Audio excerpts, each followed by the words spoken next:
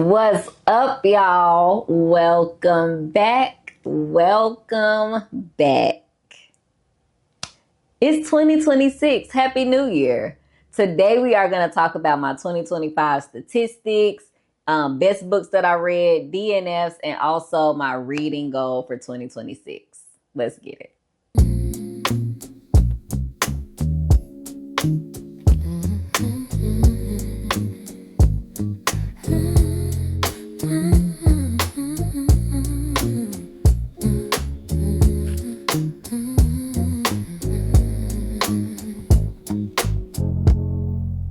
Pages turning soft as silk, stories flowing like warm milk. A journey starts with every line, worlds unfolding in your mind. Bookmarks falling where dreams collide.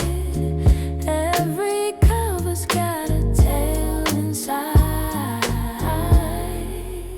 Favorite reader, that's who you are. Traveling near, traveling far. Through every chapter, you're the star. Favorite reader, that's who you are. Y'all like my new intro? Okay, let me get back on focus. Get back. Okay. Anyways, on a personal note, 2025 was just a chaotic, stressful year. 2025 was a year. So many changes happened, like in my personal life. It's ridiculous. But on a reading note, I had a pretty good reading year. And that's all this video is about, okay? It's a reason I don't have a lifestyle channel because nobody want to see that. This is about my reading year. And it was a pretty good reading year. First, let me recap what the 2025 reading goals that I have to kind of see if I actually hit my reading goals last year. The first goal was to buddy read with my son. We did that. We buddy read 9 books together. They were great. We have our own little book club. It was amazing. My youngest son dibble and dabbles. He definitely comes to eat snacks and get the drinks, but he's not that interested right now. The second reading goal was no reading past 1 a.m. This was to combat insomnia I was dealing with all 2024. I still was up every day past 1 a.m., but I wasn't reading. It wasn't because the book was so good I couldn't put it down. So I did accomplish that goal. And my sleeping habits are better. They are better. So I can say we accomplished that. Reading goal number 3 was to reread some of my favorite books. I did that. I reread 8. Nappy Edges, For Colored Girls Who Have Considered Suicide When the Rainbow Is Enough, The Great Gatsby, Catcher in the Rye, I Know Why the Caged Bird Sings, Of Mice and Men, The Complete Works of Shakespeare, and The Complete Works of Edgar Allan Poe. So I did get through 8 rereads this year, which is something that I definitely wanted to do. My last goal for 2025 was to join a second book club. When I made this goal, I was in a book club, and then I'm not in that book club anymore, but I was in a local book club when I made that goal. I'm no longer in that book club, so I dropped that one, but I joined 3, okay? I joined the 2 virtuals and 1 in-person book club. So the 2 virtual book clubs is 1 I talk about on here. I'm a part of the Booker Longlist book club where we're making our way through all of the long list books that were nominated for that year. I'm in the 2025 group. Great community. I'm unsure if I'm going to actually follow through for 2026. I'm finishing out this commitment because I signed up for it and I like to finish what I start. But I don't know if I'll re-up for 2026. I'm on the fence. 1, I know it's going to be a busy year in my personal life. 2, the books are kind of hit or miss for me. Like a couple of them I actually really, really like.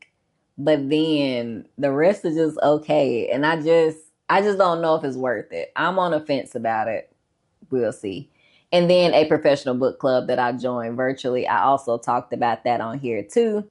So those are the two virtual. And then the in-person one is at my local library. I almost never actually go to the in-person meetings, but I do read all of the books that they discuss just in case I'm able to go. It's on Saturday mornings, and I'm doing stuff with my kids most of the time. So, but I am in them for what that's worth.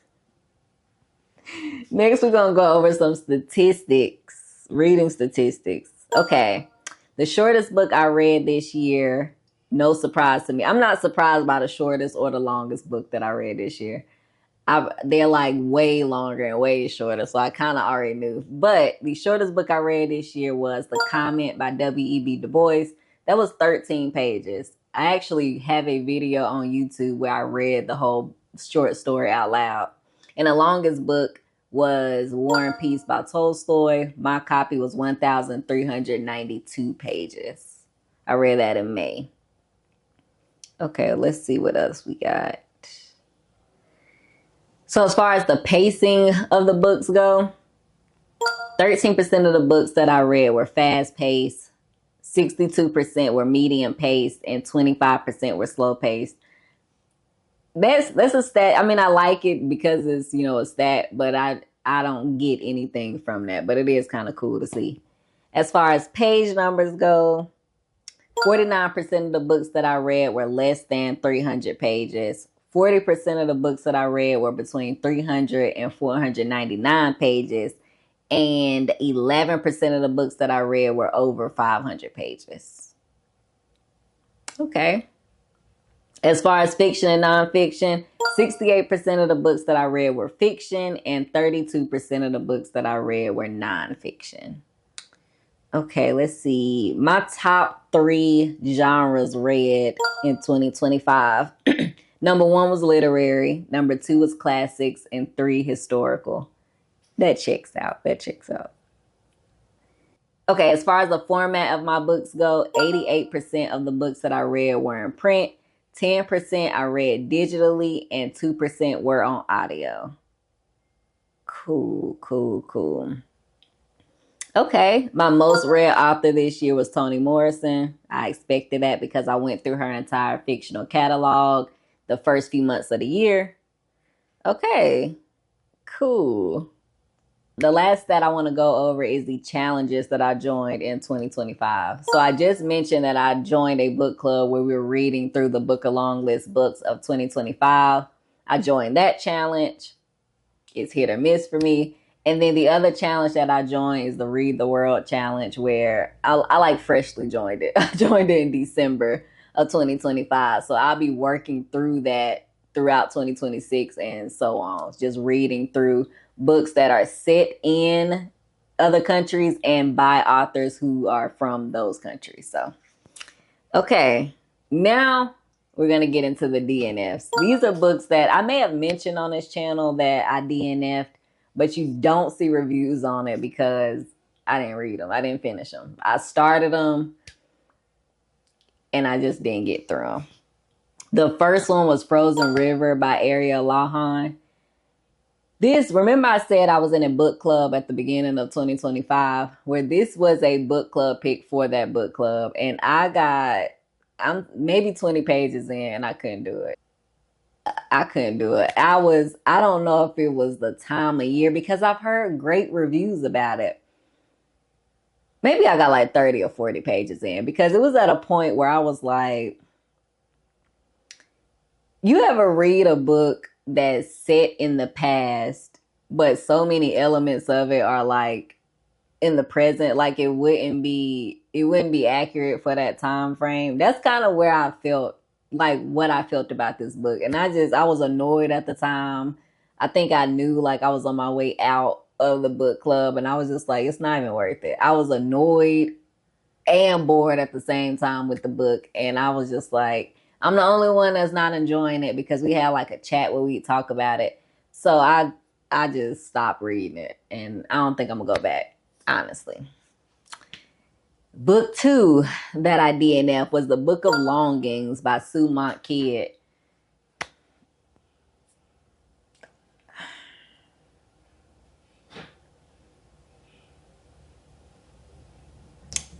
I just felt like an overwhelming like sense of blasphemy reading this, and I couldn't do it. Next, I have said this a few times. I DNF Six Easy Pieces by Walter Mosely, but that's only because it's a part of a series. Like it's deep in the Rawlings series, and I haven't read a single one of the books in the series. So I'll start with the first one, which I think is like The Devil in a Blue Dress, and then work my way to that one because I was enjoying it, but I'm like, I feel like I'm missing something. And when I looked it up, I was like, oh yeah, it's a part of a series. Of course I'm missing something. So I still have that one. That's the one of the ones on this list that I actually will be reading at some point. The next one, I've talked about this too. I DNF'd Nubia, The Awakening by Omar Epps and Clarence A. Haynes. This is a book that me and my son were reading for our book club. He chose it. Wait, I chose it. I take that back. I chose this and we both started reading it and he didn't want to finish it. He was just like, I feel like it's a little, like he's a little too young for where this story was. He had no interest and he actually asked, like, can we just pick something else? So we moved on from that. But I do think that's a book that we will get to maybe in a couple years. So the last book that I just DNF'd recently, like in the past couple weeks, was Paper Girl by Beth Macy. Last month, well, in November of 2025, I read Dope Sick by Beth Macy because I knew I wanted to read her memoir, which was Paper Girl. Dope Sick was great. I liked the way it was written. I liked kind of the humanness of the narrative. I enjoyed it.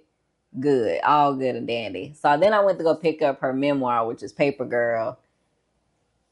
And it was just so, it's her life. It's her story. She has every right to put it on paper, but it's not, I had no interest in reading it, to be honest. I felt like it was like, you ever feel like you constantly like there's an agenda being pushed on you constantly, and it doesn't even matter which side it is, but it's like, dang, it's overdone.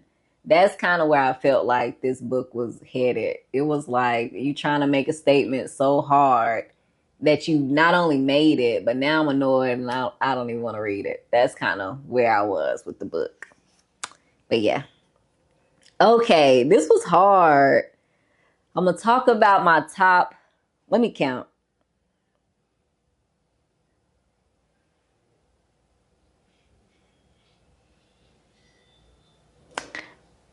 I tried my best to like narrow my. Okay, wait. Now I'm going to talk about my top reads of 2025. Caveat: I tried so hard to get this list down to 15. I couldn't do it. This is a list of 25. You got 25, but I'm not going to like going super, super in depth because every single one of these books have been reviewed on my channel. But it's 25 of them. I couldn't get the list down to 15. Okay. Just gonna do like a rundown. And I cheated. This is my list. I just realized this. I kind of stepped outside the bounds. I colored outside the lines because I said this was the top 25. But my number one, and it's not in order. It's not in order based on like hierarchy. But the first one that I'm talking about is Toni Morrison's fictional catalog. And I know that's 12 books, but I'm counting it as one collective because it was like one reading experience for me. So, yes, that's not really, but in this list, it's one. So, we're going to go there. Speaking of, I've been trying my best to like decide which one of her books I would say is my favorite. And I can never decide on just one. I can't. I have a top 5, but I can't. Between those 5, like I constantly go back and forth and back and forth and back and forth. I can't decide on one. That's The Bluest Eye, Paradise, Sula, Beloved, and Song of Solomon. I can't decide which one is my top because they all did they were just all amazing. I just can't pick. So yes, I'm saying her entire fictional catalog because I feel like to me the way that I read it, it was one entire reading experience. And if I had to choose the creme de la creme, those are my top 5 of hers. Okay, next, Bad Girls of the Bible by Liz Curtis Higgs. I talked about this earlier this year. I really enjoyed this book. It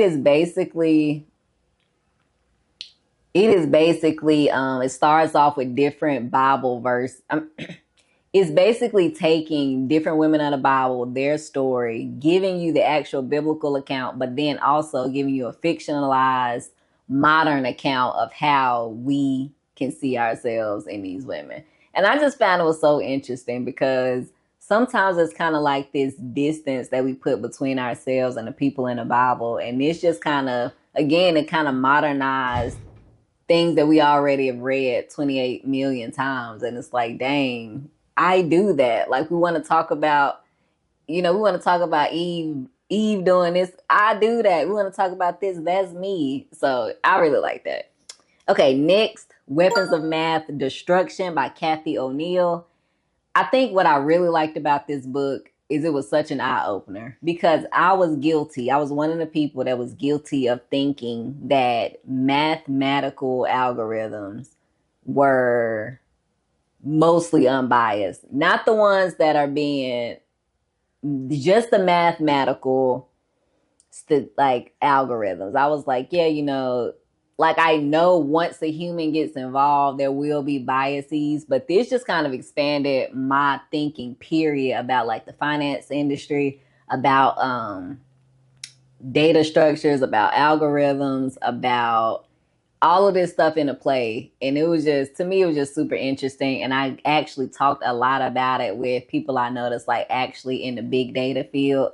So I just thought it was a really interesting book. Next, King of Life by Jonathan Eig. I enjoyed this book. Love seeing a sober look at Dr. Martin Luther King Jr., seeing his life, but also the people around him, hearing and seeing more from Coretta Scott King, hearing and seeing more from his children, and just the other like prominent leaders in that field, and it being honest. So I appreciated that. It was inspirational without being fake. Number 5, The Old Man and the Sea by Ernest Hemingway.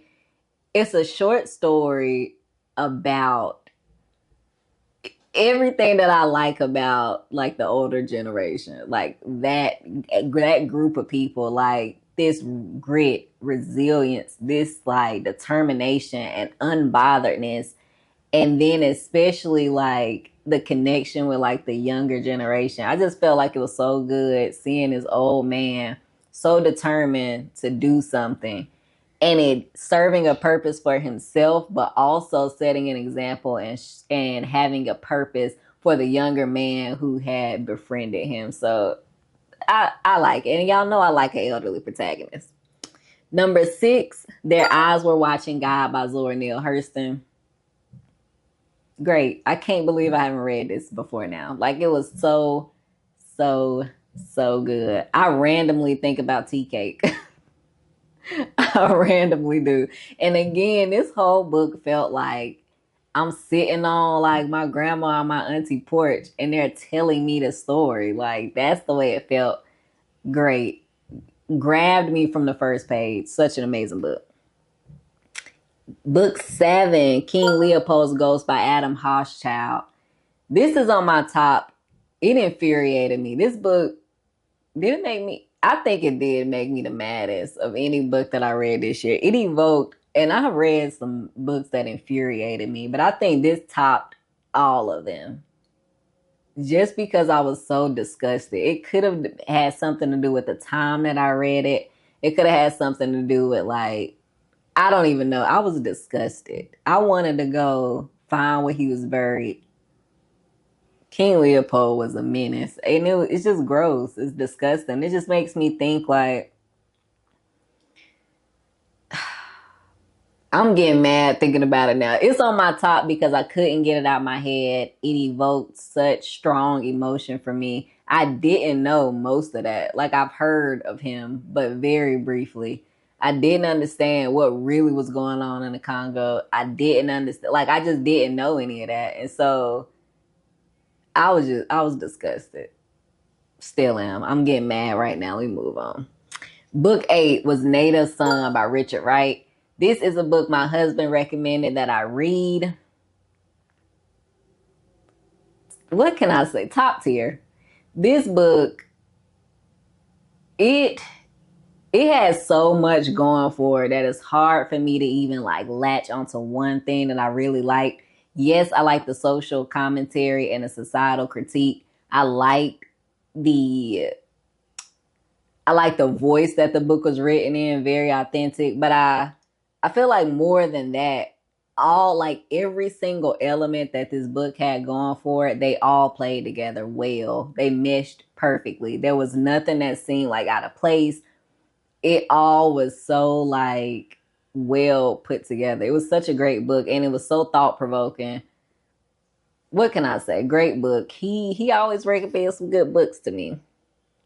Book number 9 that was in my top was Everything is Tuberculosis by John Green. This book, one, it made me think about how fragile human beings actually are.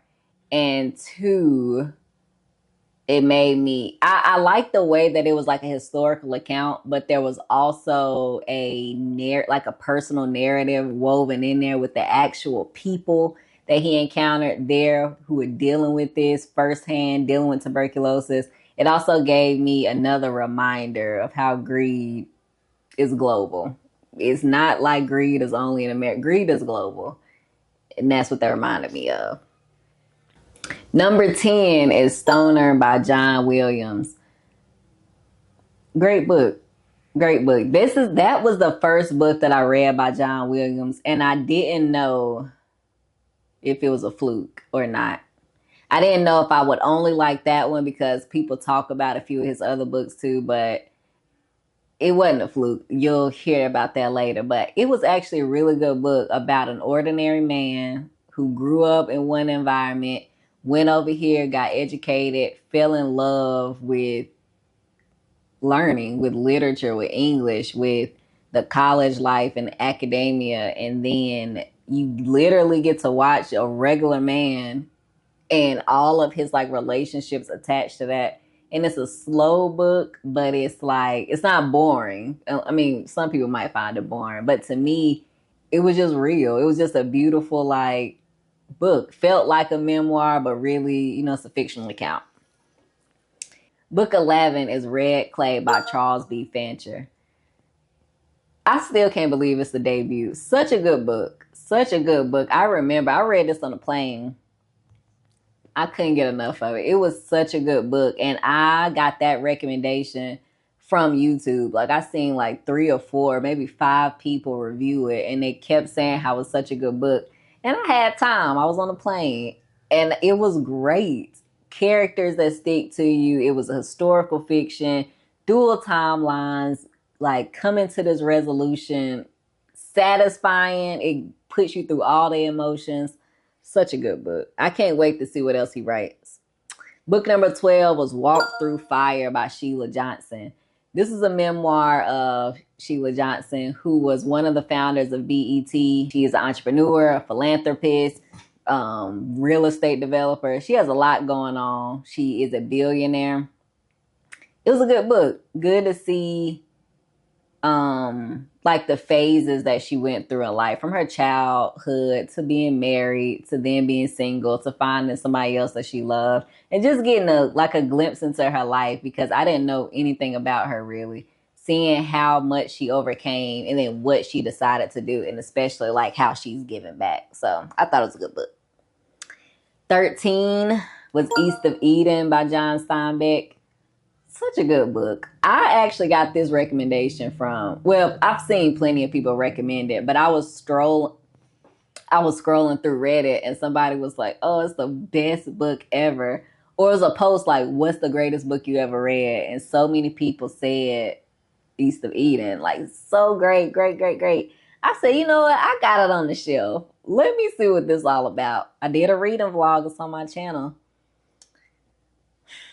Top tier. Writing, great. Characters, great.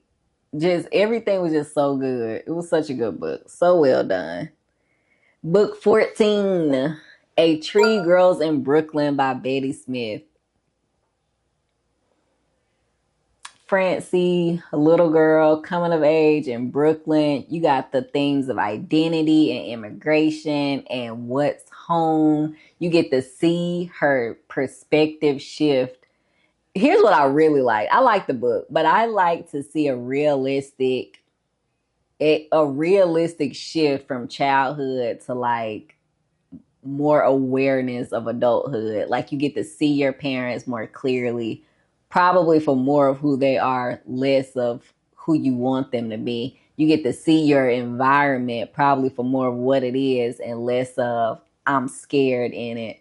And you just get to see, like, I feel like so many people go through that. I went through that transformation, and to see it portrayed well and like subtly, I enjoyed that. I enjoyed it. Book 15, we have Nowhere is a Place by Bernice L. McFadden. I enjoyed this book so much. It was about a middle child. I'm a middle child who was in search of home, figuratively and literally. And you get to see like this reconciliation between her and her mom on this cross country road trip where she's learning more about her family. They're being honest and open about things they never talked about before. And it was satisfying, it was heartbreaking. And then you had like this glimmer of hope at the end where you know like true healing and true restoration is not going to be overnight, but you can see it forming. You see the formation of that. And to me, I mean, I enjoyed it. I really did. Okay. Book 16, Giovanni's Room by James Baldwin. Well done. Well done. This was the second book that I read by James Baldwin, and I feel like the further away I get from the time that I read it, the more I'm appreciating how the story was told. Like when I think about how he kind of set up certain things ahead of time to show up later on in the book, I'm amazed by it. Like I feel like when I reread this, I'll like it even more than the first time that I read it. Such a good book about masculinity, about gender roles, about honesty. You need to be honest with yourself so you ain't out here hurting other people. Like so much of that. It's just such a good book. Next, I have Flashlight by Suzanne Choi. This was one of the books that I read because I joined a book club, reading a book along list books. You get to see so much about family dynamics, so much about different cultures, especially when they're in their home country versus when they come to the United States. You get to see the secrets that families have and the reasons that they might have it. And also, it made me think like no matter how much you know people, how like you can get as close as you possibly can to a person and you still can't fully know them. Like y'all could be in each other's skin, you still can't fully know them, and it's hard to understand and comprehend what somebody has been through, their lived experience, what they've seen, their own fears, their upbringing. And to see that on a page from a child's perspective, from her father's perspective, from his wife and her mom's perspective, from this brother's perspective, grandparents' perspective, siblings, like all while having to go to work. It's a good book. Book 18 is The Salt Eaters by Toni Cade Bambara. Great book. I can't believe I finally read this. It's been on my list for like 10 years. And I read it in 2025 and it was so good. I feel like I picked the perfect time to read it because it resonated with me so much. This 2025, I told you, was a crazy year for me. And it was a year that I probably should have been healing more than I was. But reading this book, that the central idea of it was healing in every sense of the word. Like, in any way that you can mean that was so powerful. and then seeing like this community aspect versus this individual aspect. It was just such a good book. So well done. Book 19, What in Me is Dark by Orlando Reed. This is a book talking about the impact and lasting effect of Paradise Lost, one of my favorite epic poems by John Milton.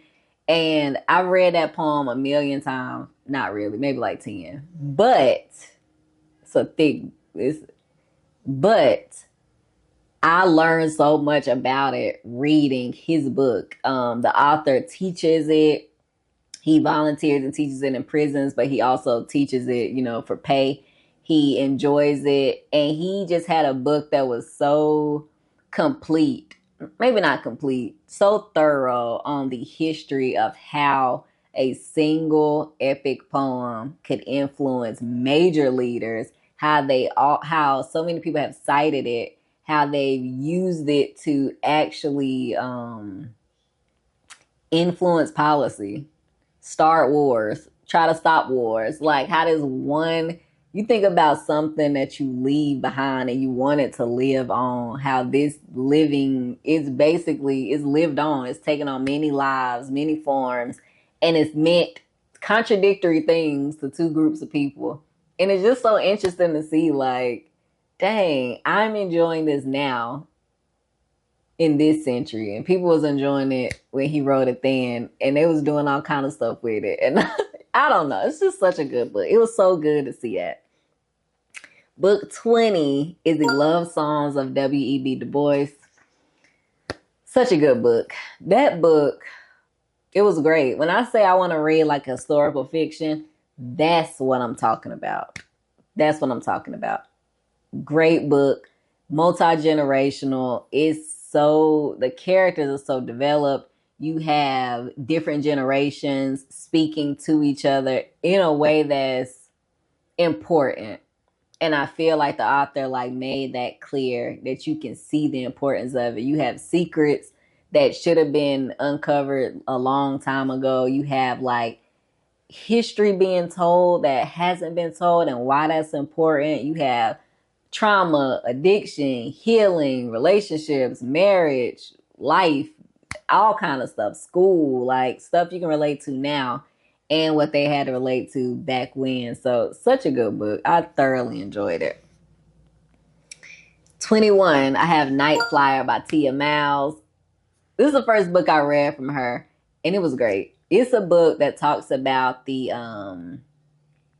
faith and legacy and inspiration of Harriet Tubman. It talked about her childhood, more complete than I've ever read it. It talked about it kind of put you in a mind frame of what may she have thought about, things that she may have said, what she actually said. Very good book. I thoroughly enjoyed it. Very much so. 22, The Street by Ann Petrie. This wouldn't be a list if this wasn't on it. I said I didn't know the order of these books, but this somewhere in the top percentile. I don't know where, but it's somewhere in the top percentile. Such an amazing book. I mentioned this before. I don't always know who I get book recommendations for because I'm online, but I got that from Chocolate Cover Pages. Kiona over at Chocolate Cover Pages, and it did not disappoint. I was watching her videos before I made a booktube, and she was just talking about how she thought Black women need to read this book. And I was like, okay, well, I'll buy it, but I didn't read it. I bought it, but I didn't read it. I just read it in 2025. It was amazing to think about motherhood and the toll that life takes on you, to think about wifedom and the toll that can take on you, to think about working as a mother and a wife, and to think about feeling suffocated and trapped by your environment and circumstances, but being so determined to transcend that. It's such a good book. I could talk about this book all day. I do have a review of these, by the way. The next one is Butcher's Crossing by John Williams. He's on here twice. Remember when I said that I didn't think I wasn't sure if Stoner was a fluke? It wasn't. Butcher's Crossing was the bomb. And it wasn't even about the plot. The plot was, it's about, buffalo hunters. A guy who was, he went to Harvard. He wanted to see the wild side of the U.S. So he linked up with these buffalo hunters in this place called Butcher's Crossing. He wanted to go out and see what the Wild Wild West looked like. And he definitely got his feel, okay? But it wasn't about that. I can't say this enough. It was about seeing an artist create. I felt like I was sitting in the auditorium when somebody was painting a picture. Did it really matter what they was painting? No, because you're so engrossed by what they're doing, their technique, how you can't see the vision yet, but you know they about to do something. I don't know what it is, but I'm sitting here and I'm just like watching him paint this scene. What can I say? What more do you want? That's what I'm talking about. The next one, I only got two more, y'all. 24 is The Door by Magna Zabo. This is a great book. This was one of the books I wasn't expecting to make this list when I first read it. I didn't really know what to think about it, actually. It was a great book. A book about unlikely friendships, a woman and her housekeeper.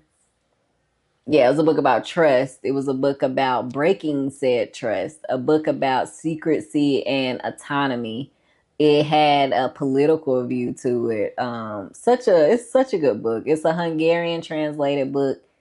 I thoroughly enjoyed it. Last book on my list, top 25 of 2025, is Heavy by Kiese Layman. Such a good book. It's his memoir. It's about a black boy growing up in a black heavy body in the South. It's about education. It's about writing. It's about your relationship with your parents. It's about dependency, codependency. It's about freedom, resiliency. It's about resistance.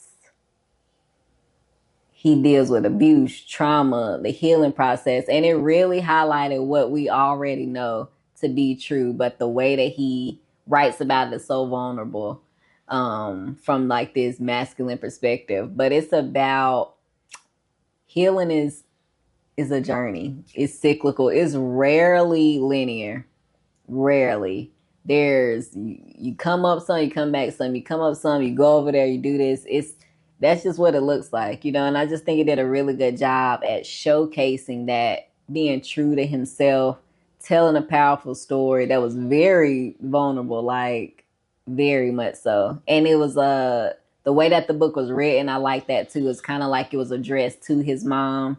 Very good book. Very, very much appreciated. Okay, last part of the video. Now that I done kept y'all here all day. What is my 2026 reading goals? I only have one. I have one reading goal this year. My reading goal is to read at least 2 intimidating books. What does that mean for me? I'm intimidated. When I say intimidated, what I mean is books that I perceive to be very, very, very complex in nature. For whatever reason. Maybe so many people have said like, oh, it's so misunderstood or people don't get it. It's hard to understand. That's what I perceive as being intimidating. When that's like the general consensus of what the book can be like classified as, not just a couple people, but overall people really struggle to like understand or get through or complete a book. To me, that's kind of where I fall into like that intimidated place. So I plan on reading 2 books that I perceive to be intimidating in 2026. I have some options. I actually own a few that I'm intimidated by. So I'll probably read the ones that I have. We shall see. 2 intimidating books. And to me, that also has nothing to do with the length. I'm not really intimidated by length of books. It's about the complexity of it. An example, Finnegan's Wake. An example, Ulysses. An example, Gravity's Rainbow. Yeah, stuff like that. So we'll see. We'll see. We'll see what happens. Okay. I'm kind of actually also intimidated by Infinite Jest. I think I actually had that book. I have almost all the books I named. So we'll see which two I pick. But yeah, that's it, y'all. I know this video was a lot. I kind of did want to do a wrap up of 2025 and then have a fresh start with my only reading goal of 2026, which is to read 2 books that I'm intimidated by. That's it for me, y'all. That's it. And I'm going to see y'all on the next one.